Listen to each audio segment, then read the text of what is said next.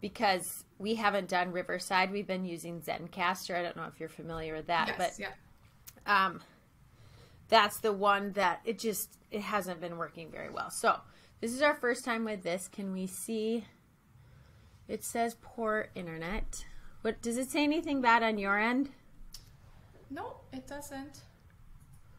And Okay. I'm good on my end. I'm on the 5G setting over here, so. Okay, great. Well, as long as everything looks good. All right. So I just jump right in and I'm going to introduce you and we're just going to start talking, okay? Perfect. All right.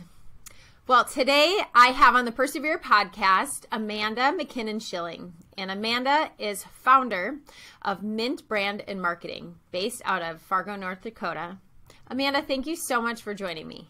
Absolutely. Thank you for having me. And a lot of your friends call you Mandy, and Yes. I call you Amanda. So what do you have your clients call you? Well, most start as Amanda, but some do shift to Mandy. Like we talked about a little bit before. Once those relationships start establishing and that trust is built. And so, yeah, it's even my team. We had a retreat last month and we went out to my cabin. And so after that, they were like, oh, well, I feel like we should probably call you Mandy. We're Mandy now. We're there. I love it. How many are on your team? So myself and then 3 additional. Well, that's a nice size team. Yes. Yeah. I rolled solo for 8.5 years, and during that 8.5, had a child, and so decided I was not going to be able to do it alone like I thought I was, and had my first hire. It'll actually be 2 years ago in February, and she's still with me, and then hired a couple since then. Oh, that's so cool. Don't you love that? That Yes. she's still with you. Yes. I have some of those too, and it really means a lot to you as a founder when those people stay with you. Yes. And we've been through a lot in those 2 years too. I mean, really just from, business building and growth and adding people and what that looks like to build a culture that's not just you solo. So. Yeah. Have you seen the business scale since you've added people? Are you able, when you extend bandwidth, has your business grown?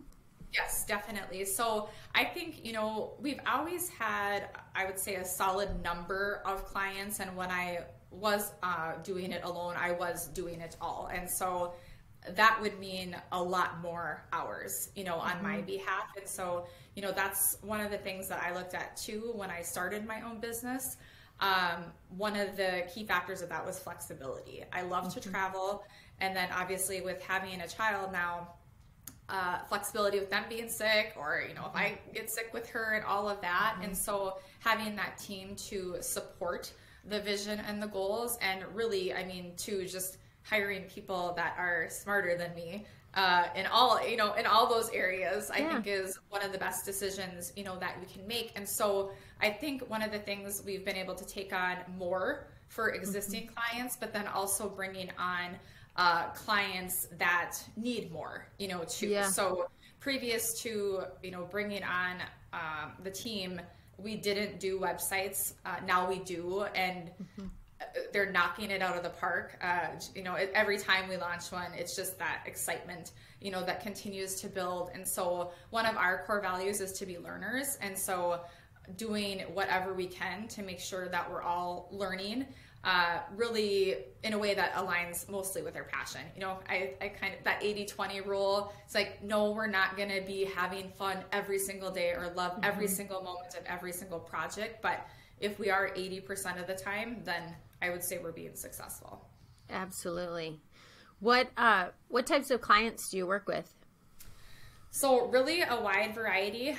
Because of my career path, private medical practices has been a natural one for me. I worked in ad agencies for 4 years and had healthcare clients there.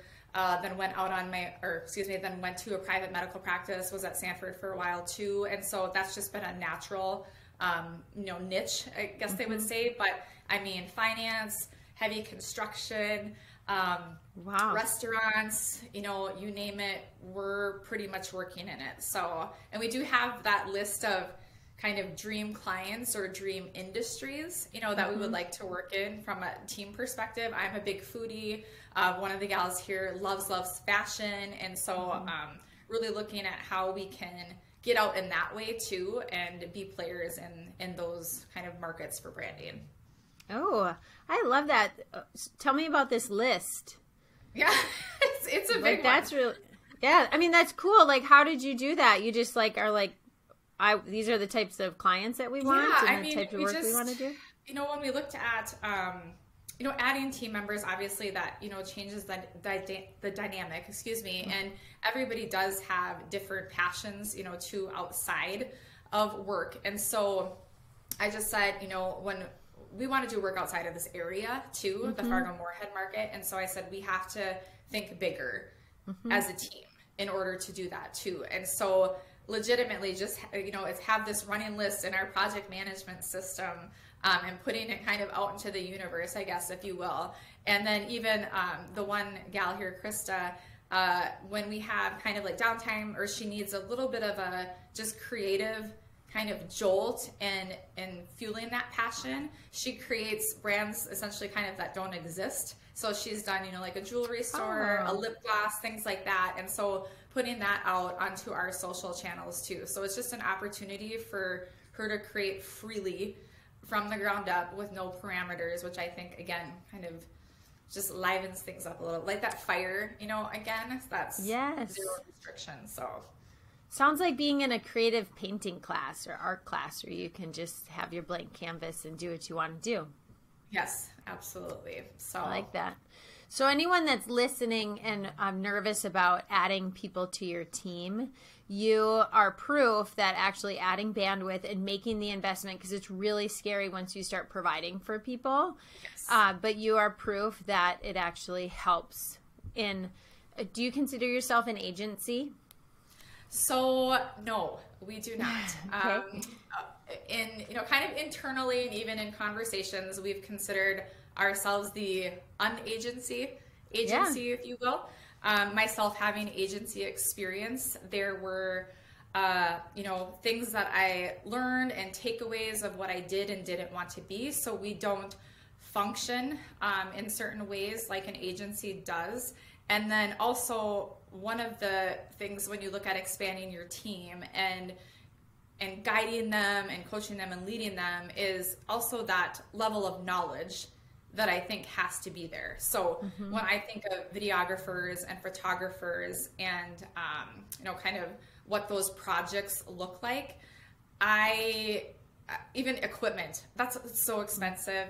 Those types of things, when you look at scaling, I think you need to make those smart decisions too. And there's so much talent out there that they live in those specific kind of wheelhouses and those lanes. Why not partner with them? Yeah. So that's really our philosophy. And I know there's even some agencies out there that are white labeling those people that we partner with transparently. So if I'm pulling in a video company for a client, they know that that's not Mint. They know that it's that company is billing them directly. We're just real clear about that. That's so nice. So I think of that from Checkable as you operate it as an extension of the team then. Like your extra bandwidth, and that's more of a partnership. And then that also helps if you don't like one partner that you use or it wasn't as successful. Hey, let's try someone else. We went out and we did the legwork to find XYZ company. Exactly. And there's so many, budget's always a variable, but I'm a big vibe person. Yeah. And when it comes to creativity and, dealing with storyboarding and photographers, and especially in an interview style situation, if the person behind the camera is not vibing with the subject, it's not going to work. And so even my clients having that opportunity to choose in that way, I think is a beautiful thing. Oh yeah, it can fall flat really fast if it doesn't work. And it's a huge investment. So, we have to do our due diligence to make sure that we're doing it right. Yeah, and time, like when I look back on things that, if it didn't vibe or if we rushed into something and we didn't prepare. And then I think of, oh my goodness, like the amount of resources that we spun up to make this happen, only for it not to perform as well as we wanted to, or not to have the outcome that I was expecting, is unfortunate. I can distinctly remember last year we did a photo shoot at my house, and it was really gray that day and snowing. And like the lighting was off in the house, and we couldn't reschedule because the gentleman was like from out of town. And I just look back and like, I totally wasted so much. I just wasted so much. Right. But you learn from those mistakes too, right? Yes, 100%. Oh yeah, yes. I would say this year has been a lot of learning, Yes. just from team and clients and all of that. And one of the things that I continue to even talk to the team about, I lead them in a vulnerable state, yet definitely have my standards, my non-negotiables, and all of that too. So it all plays a role. But just really looking at who we want to align ourselves with, and that includes clients, team, and whatnot. And so going with my gut, that's the biggest thing. And talk about women's intuition, that's no joke. Yeah, that's I a very agree. real thing. And I don't think it needs to be just in, a significant other type of relationship. It's with your children, it's with your business, it's in all areas of life. And so that's one thing I keep challenging myself to do, is if I feel it, there's a reason. And so I need to figure out what that reason is. Yeah. And not quiet it down. I just had it recently, and I quieted that down because I didn't want to hear it. But then the inevitable happens. You're like, dang it. Guess that was right again. Exactly. Yes. So something that I wanted to chat about, that we have a lot of listeners, and the listeners range from, hey, I just started my business, or I'm ideating on a business, I'm midway through my business, or some people are let's call it a legacy business. And I think something that can bring all business and entrepreneurs together is storytelling and the art of storytelling. And I loved what we were talking about in this pre-show, and what your philosophy is on storytelling with your clients. And like personally, we, from the Checkable side, we do storytelling around our products and around like the pain that you feel when you have strep throat, and what your child goes through and what you go through as a parent. It's something that personally with storytelling is really hard, because how do you tell a story? So let's call it personal branding, or a company branding. How do you start out with storytelling? What is that process, and why is it so important? Well, really, when you tell a story well, it engages people. And even if they're not your specific audience, the conversations happened around that too. And then someone might know somebody. And one of the things that we talked about, and like I said, I know this word is thrown around a lot, but authenticity. You talked about, are the people call you Amanda or Mandy? Legitimately, when I was creating my resume, for the big girl world as I saw it, I originally had Mandy McKinnon on my resume. And then I said, ooh, Mandy, it seems like a kid's name. And I didn't want to be viewed as a kid. And so I switched it to Amanda. So Amanda became my professional name, I guess, if you will. But as I learned and grew, in my career, as we talked about, now I have clients that call me Mandy, even like just business connections, and, they kind of start eventually. And now even my team recently is too. And so I think that, you talk about personal branding and business branding, and regardless, there's a person, like we talked about, that started it all, and there's people that are helping build it. And so that's what we need to connect to, is the people, getting the humanity back in everything. That's what we're all about. Talked a lot about, all the AI stuff, that we're seeing now, automation, sit back, relax, let it happen. And I still think that organic wins every day in how we speak freely, writing in a conversational style, like we're talking to our friend across the table versus the Wikipedia, encyclopedia. Even one of the things for myself is I try to never talk above a client's head and truly meeting them where they're at and say, if you're not understanding what I'm saying, please let me know. And it's not about dumbing it down ever. It is about, like I said, meeting people where they're at. We all are experts or have experience in different things, and that's why we're all working together. So we need to trust that and have those conversations, whether it's in person, via email, social media, whatever that looks like. And so that authenticity and also that vulnerability piece, I think, is super important on both sides.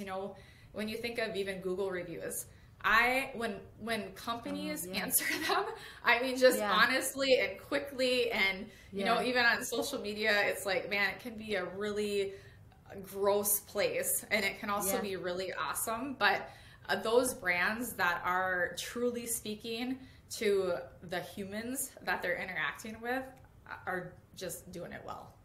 Yes.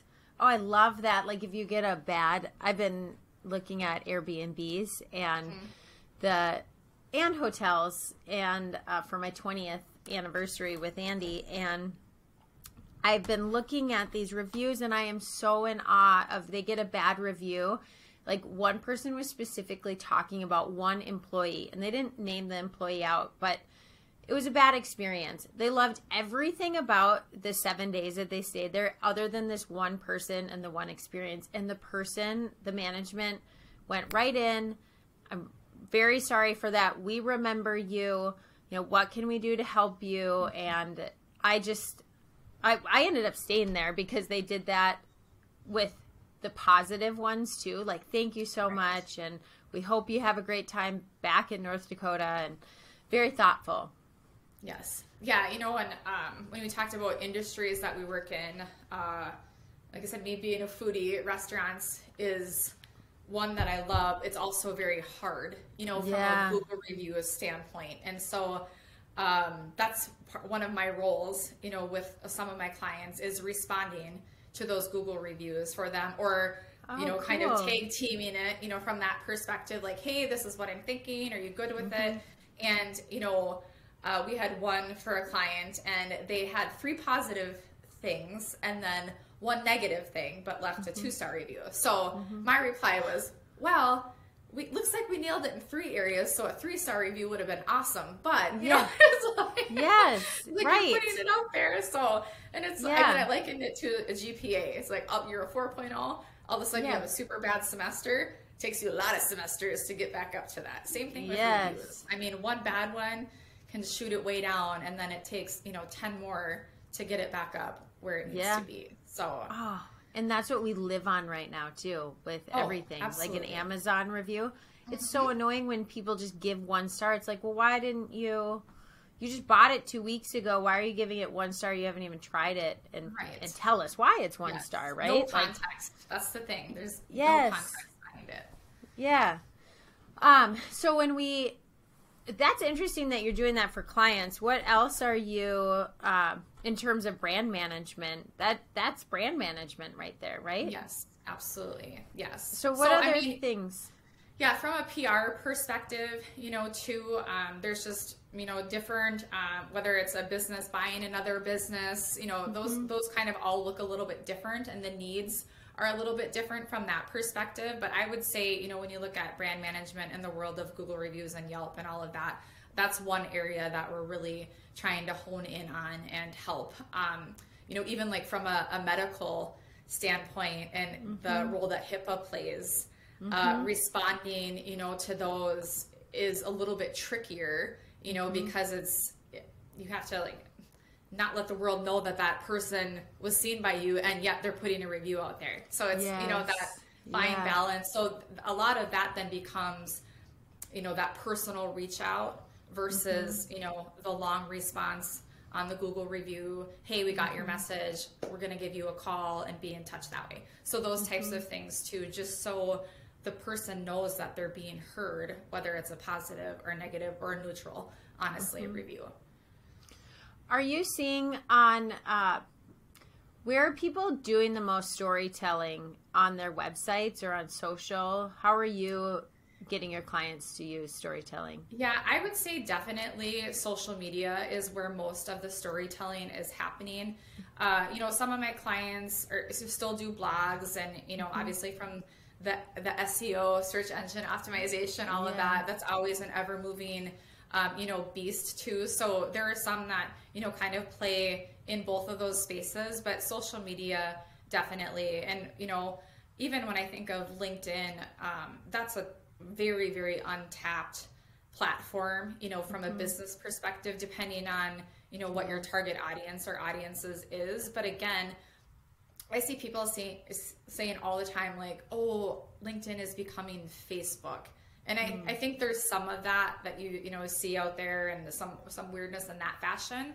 But I think the reality is people don't have to feel as poised or put together, maybe, and that the conversations are happening now versus I'm going to give you these pros, I'm going to give you these cons, right. Whatever that looks like, that almost that robotic way I think that LinkedIn did have originally is going away because people are actually trying to connect with the people on the platforms. And then, and then I want to do business with people that I know. So I find it annoying, and whenever anyone says that this is not for LinkedIn, I'm like, who are you, the LinkedIn police? Like, that's right. Always what I'll write back, because that's, even if it's not my post but someone else's post, like, who are you to say that they don't want to share something cool that's happened in their life that's not just about their business or product?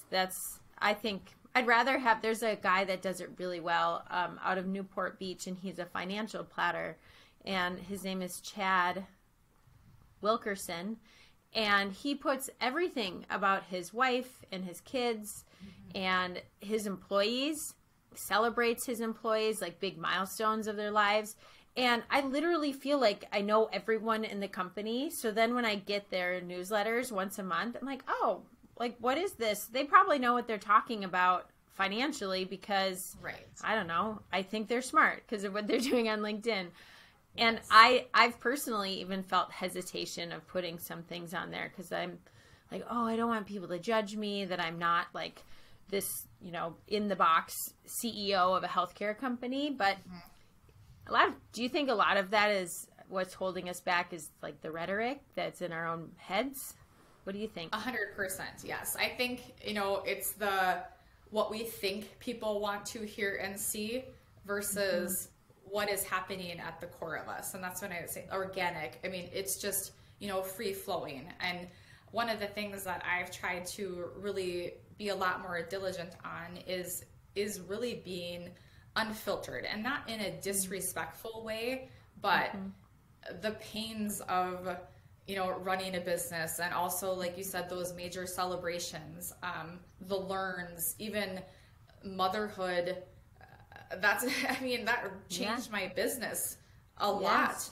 And I had her 4 days shy of my 39th birthday. So, an older mother, and looking at, I waited so long for her, that even decision, do I just stop working and then take that step back? Nope. You've built this for 7 years. You love it.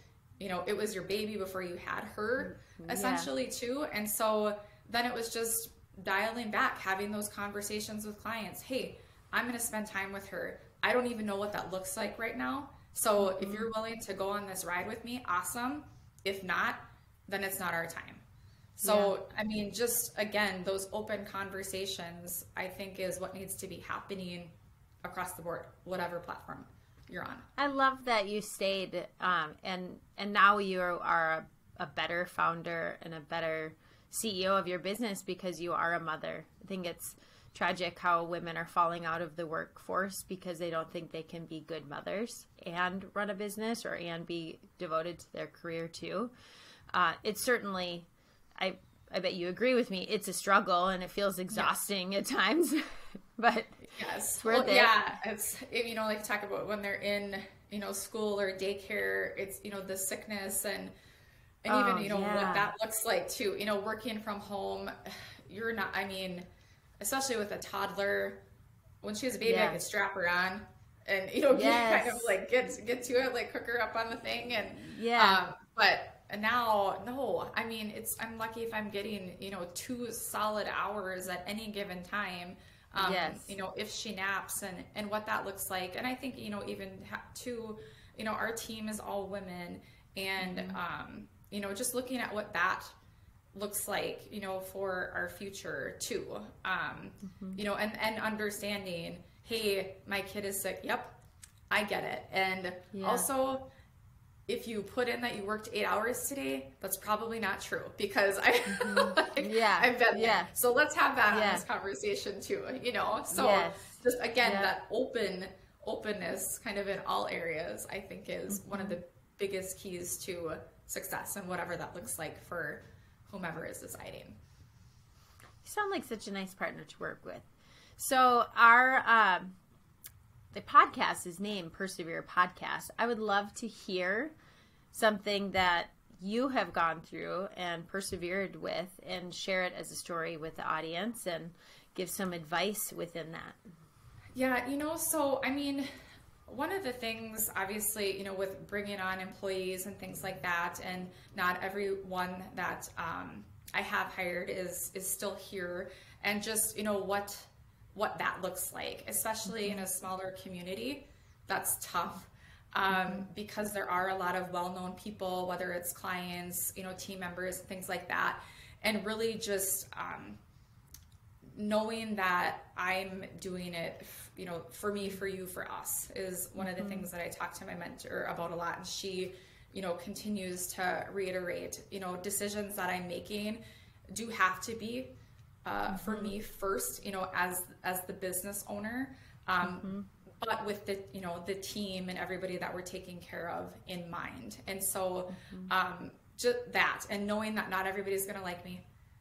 You know, it's been one thing. I've talked to a number of friends and entrepreneurs, you know, what that looks like too.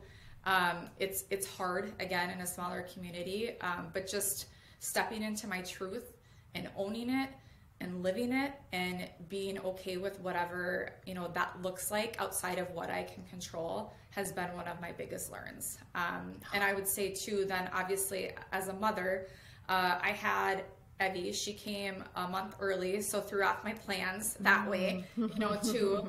And then I suffered with postpartum preeclampsia, so had a ton of issues from that perspective. And then a year after I had her, I had a hysterectomy, and so it just kind of like kept compounding on itself. But I just, you know, it's that pushing through it. And one of the things too that I think as business owners, we really need to take that time to rest and listen to our bodies, because when those things were happening, I didn't. And then I put myself backwards, actually trying to be a powerhouse, trying to be a superwoman, whatever that looks like, versus, again, that woman's intuition or listening to your body. That's a natural thing for us.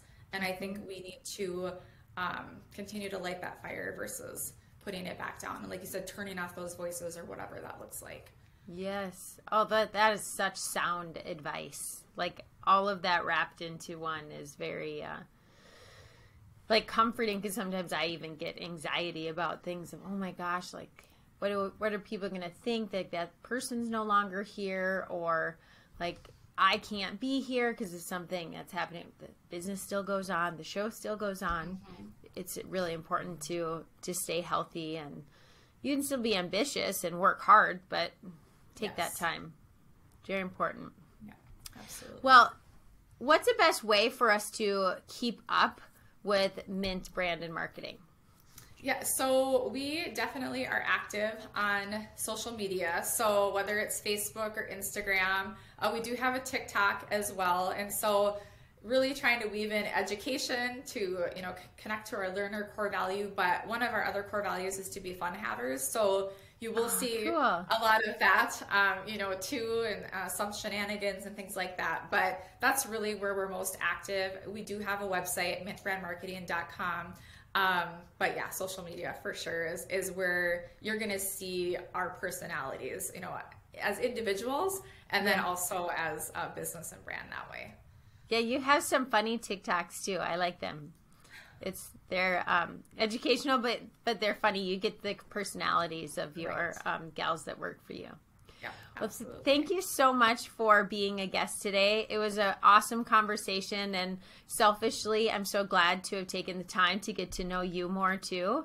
Yes, and yes, and thank you for being here. But everyone that's listening, we are moving into 2023, so we're going to have some fun podcasts on.